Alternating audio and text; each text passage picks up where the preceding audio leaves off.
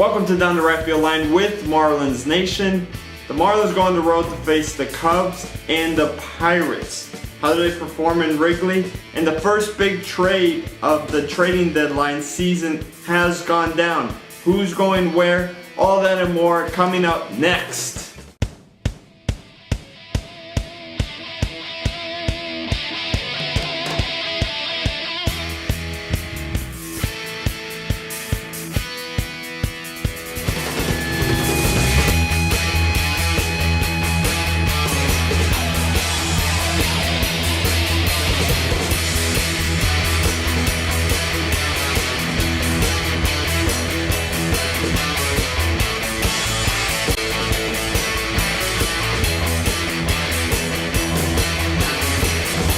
Welcome to Down the Right Field Line with Marlins Nation. The Marlins now go on the road after finishing with a split against the Nats.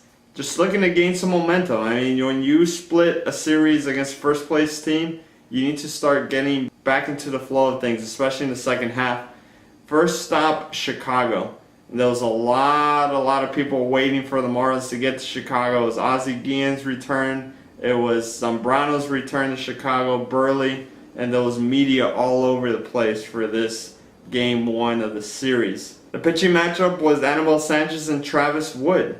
It was early on pretty well pitched game. The Marlins ended up scoring 3 runs in the fourth, capped off by a 2-run shot by Infante.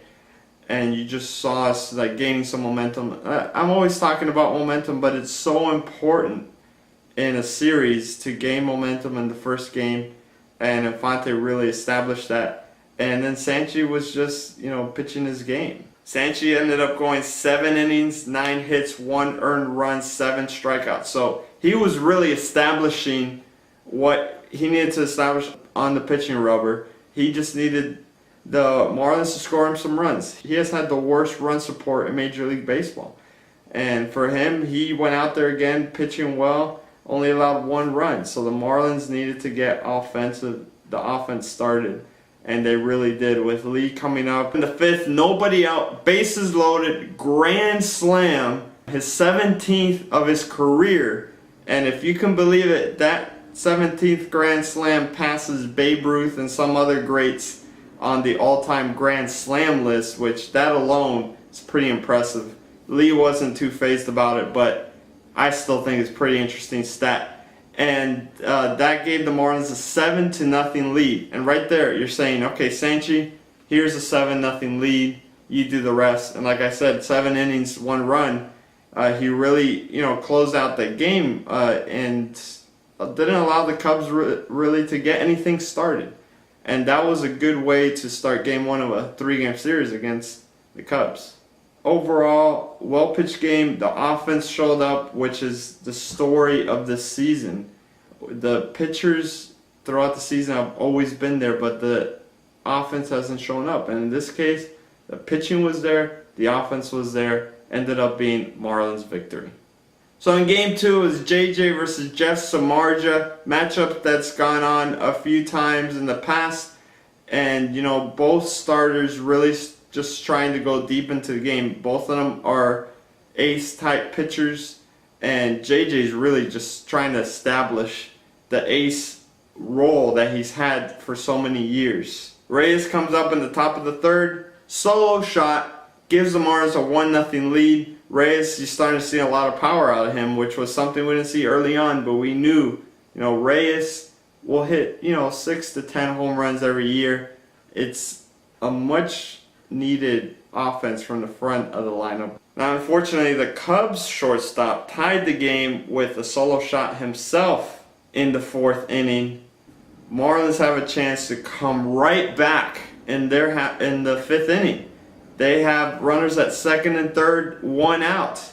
Reyes coming up. This is our chance to score some runs, put some pressure back on the Cubs. Hanley Ramirez comes up, and they get him to 2 strikes. Guess what happens with Hanley Ramirez?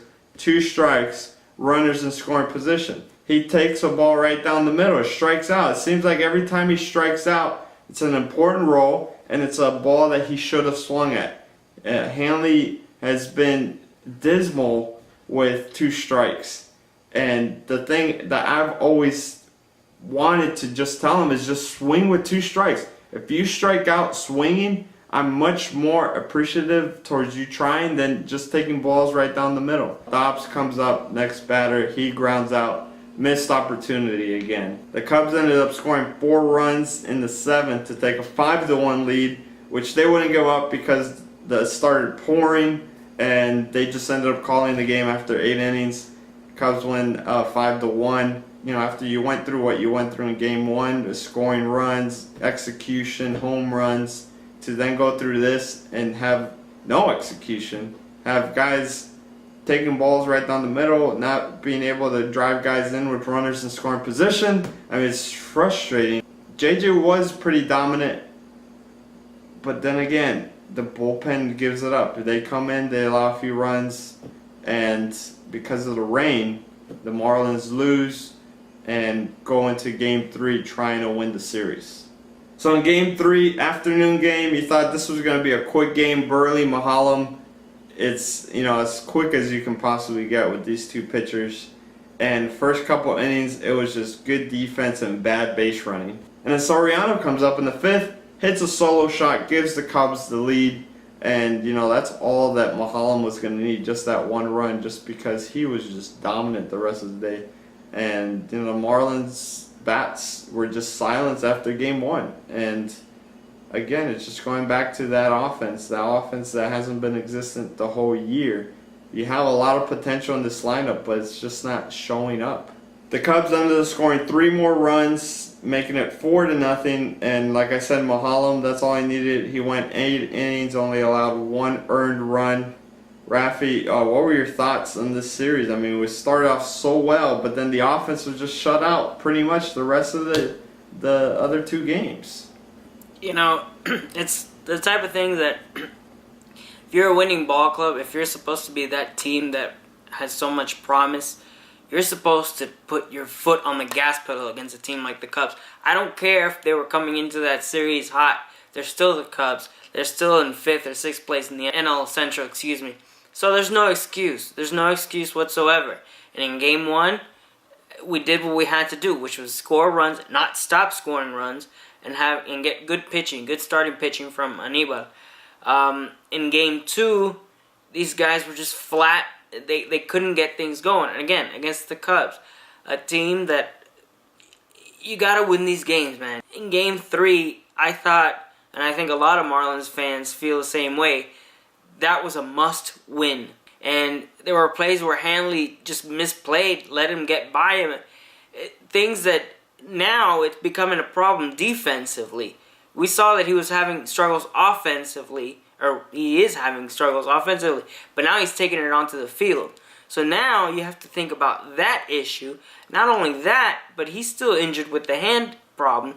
So things are just mounting here in Miami, and you know, it's very disappointing to see them go down 2-3 to the Cubs, and like you said, this has been the Marlins season so far.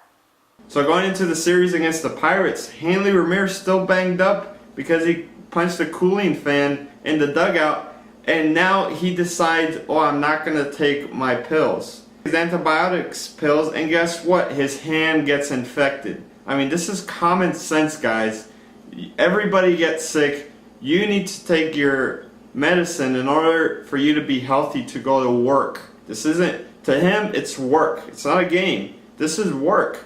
And he's just, just laying around and not doing his thing to help his team win. And because of that, he's out of this game, and that's a huge loss for the Marlins. Pitching matchup for Game 1 is Kevin Correa versus Ricky. Reyes comes up, and just like in the Cubs series, establishing momentum early in the series. Reyes comes up, second pitch of the game, solo shot to right. Again, the importance of having a guy that has a little bit of power in the front of the lineup. 1-0 lead. You're like, okay, this is what we're going to win this game. We're going to establish momentum. We're going to carry that momentum. We got Ricky. He's going to be his dominant self. Let's see where we go from here. Lee ends up driving in another run. We have a 2-0 lead coming out of the first, but then the Pirates score a run on their half of the inning, making it 2-1. And now the Marlins start getting creative. In the fourth, where you have Ricky up, you have Infante at third, a squeeze play. Amazing! I love the squeeze play, and I like the way that the Marlins are using it now. You have a lead. This is your chance to put pressure on the Pirates. They do a squeeze play. Infante executes it, running down the line perfectly. Ricky places it perfectly. The Marlins add on to their lead. In the fourth, Pedro Alvarez. Pirates, that's their slugger guy. And he ties the game at 3-3. This guy he has a pretty legitimate power. As a lefty hitter, you got to be careful with this guy. And Ricky kind of left one up for him, and he ties the game. And right when he tied the game, you're like, okay, that's it. Neil Walker in the fifth hits a home run, gives the Pirates the lead, and now the Marlins, are down. But they have a chance to come back. With a 4-3 lead, Hanrahan comes in for the Pirates. We have first and third. Reyes coming up. Our chance to tie the game. All we need is a base hit to tie the game. Reyes strikes out. Bonifacio comes up. He has a 3-2 count, and he strikes out. Again, poor execution by the Marlins with runners on first and third with one out. You gotta at least put a ball in play. With Reyes up especially, if you put a ball in play, they're gonna try to turn double play, but you can probably beat it out. Hanrahan closes out the game, and the Marlins lose 4-3. In game 2, A.J. Burnett versus Big Z. And A.J. Burnett has kind of took over the ace role for the Pirates. He's obviously a veteran guy Marlins fans know very well for his no-hitter back in the day. But Big Z just trying to get back on the way he was in the first half, early in the first half. And that wasn't the case in this game. The Pirates jumped on him. And it wasn't because he was pitching that poorly as far as allowing a lot of hits and stuff. He was just walking a lot of guys. He didn't get out of the fourth inning. He had 6 walks in less than 4 innings, 3 1/3 innings. They end up scoring 4 runs with 0 hits in that inning. It's the first time since 1998 that that's ever happened in a Major League game. 4 runs without a hit. That's insane. And obviously Big Z was out of the game because of that. Because of his 6 walks. And when you start off like that, you're just looking terrible. You're looking like the Bad News Bears. You're just all over the place. A.J. Burnett ends up being dominant, gets into the 8th inning, 0 earned runs. Great start from him.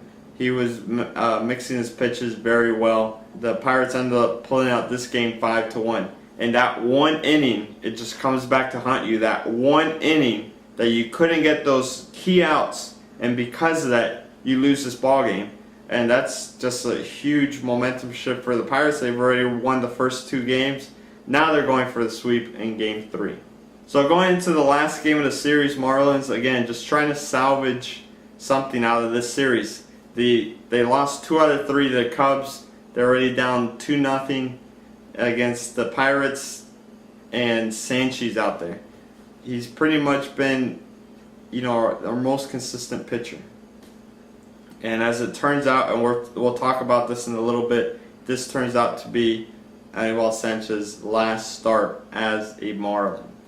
He ends up starting against Jeff Carsons, who himself was dominant on this game. McCutchen comes up, gets the scoring started. Pirates take the lead in the first, and it's pretty much uneventful. I mean, both starters just dominating, just going through the innings, going right through these guys. Sanchez was just, getting his fair share of strikeouts, ground balls. Yeah, everything was going well for him. Both starting pitchers went 7 innings, and that just goes to show you just the type of game this was. Sanchez ended up allowing 3 earned runs, but the Marlins had a chance to come back. In the 7th, you had Lomo sitting on second base, ready to score. Dobbs hits a ball to Presley in left field, and it looks like he traps the ball. The umpires get together, they talk about it, and they say, no, okay, fine, it was a trap ball. But then Ozzie comes out and argue and say, well, why is Lomo still standing on second base? They call it a single, so that means Dow goes to first. Lomo stays on second. They don't even give him third base. And sure enough, next batter, Omar Infante, grounds into a double play, end of the inning. They can't catch a break anywhere. And that was just one of those calls that went the Pirates' way, and the Marlins couldn't recover from that.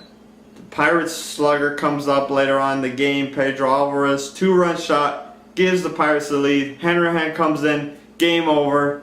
Pirates win again. They end up winning at a score of 3-0. Again, no offense, Rafi, in this game, or really in this series. Yeah, let me cover Sunday's game here a little bit. Like you said, a bunch of wasted opportunities. And in the Marlins telecast, Rich and Tommy were saying that, even though the Marlins stranded runners in scoring position and whatnot, they hit the ball hard. And they hit the ball well. That doesn't satisfy me. That doesn't make me happy or anything. It's still runners stranded. You had the bases loaded in the first inning. You couldn't get anything done. We talked about the trap ball situation.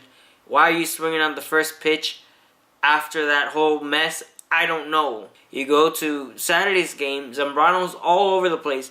I know he's top 3 in the National League in walks allowed.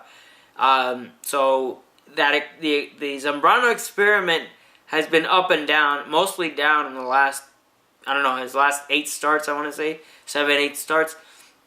So things aren't working. And Ozzie said it before we took off to Chicago. This was the trip, the road trip. This was the telling 6 games that would I guess, put us at buyers or sellers. And they're just horrible road trip. They couldn't do it.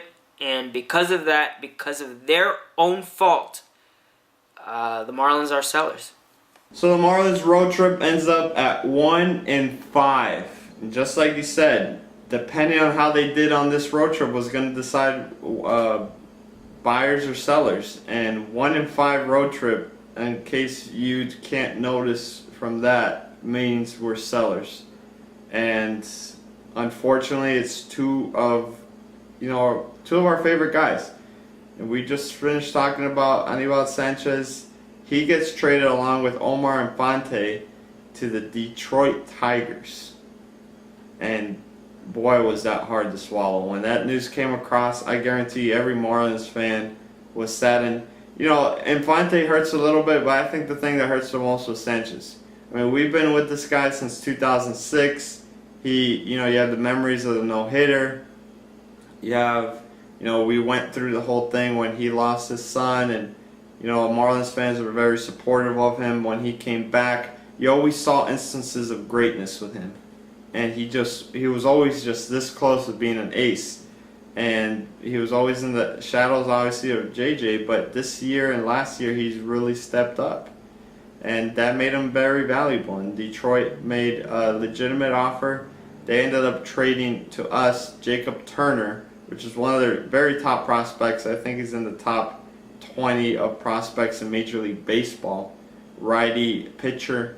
And Beinfest has already said he's going to go down to AAA, hopefully for just a couple of weeks, maybe a month or so, and he'll be up in the Major League team. Now, the interesting thing comes up with the other 2 guys that we got. We got a catcher named Rob Brantley, and supposedly this guy's a pretty legitimate talent. And Marlins hoping to see him up in the Major Leagues sometime later on this year or next year, maybe in spring training. And then the last guy, lefty guy, Brian Flynn. He's lower in the minor leagues. Probably won't see him for a while. And that kind of wraps up that trade. Rafi, so what were your thoughts on this trade and what we got in return? Rob, just to reiterate what you said, it's sad to see these 2 guys go. I think one of the 2 most hard-working Marlins that we've had in a while. These guys were grinders. They never complained, especially Sanchez. Poor run support in the last couple of years, and maybe arguably his career as a Marlin. Not once did he throw the offense under the bus. I wish him well, and I hope he has as much success as possible. Same with Infante. As far as what we're getting back, Jacob Turner, like you said, top prospect there. We'll see. This guy's a big guy, 6'5", I believe over 220. I hope it's a better Chris Volstad, if you want to, I guess, compare it. Maybe not. But hopefully it's a better turnout than him.